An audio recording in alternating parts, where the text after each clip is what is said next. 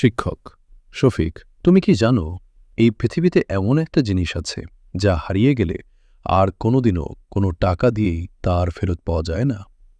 আজ তোমাকে সেই হারানো জিনিসের একটা গল্প বলি।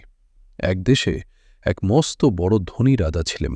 তার ধন সম্পদ হিরে জহরতের কোনো অভাব ছিল না। কিন্তু হঠাৎ একদিন রাজা এক কঠিন রোগে আক্রান্ত হলেন।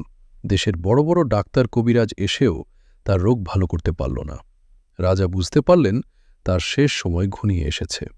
তখন রাজা তার মন্ত্রীদের ডেকে বললেন, আমার এই পুরো রাজ্যের অর্ধেক সম্পদ আমি তাকেই দিয়ে দেব যে আমাকে আর মাত্র একটা দিন বেঁচে থাকার সময় এনে দিতে পারবে।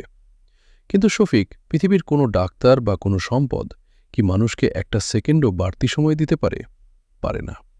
রাজা তখন কাঁদতে কাঁদতে বললেন, হায়, আজ আমার এত সম্পদ থাকার পরও আমি এক ফোঁটা সময় কিনতে পাচ্ছি না। আমি যদি অলসতায় আমার অতীত সময়গুলো নষ্ট না করতাম। তাই মনে রেখো শফিক, এই জীবনে চলে যাওয়া সময় আর কখনো ফিরে আসে না। তুমি আজ ছাত্র, এই সময়টা তোমার জীবনের সবচেয়ে মূল্যবান সময়। এই সময়টাকে অলসতায় বা অবহেলায় নষ্ট করো না। সময়ের সঠিক ব্যবহার করো, তবেই জীবনে সত্যিকারের সফল মানুষ হতে পারবে।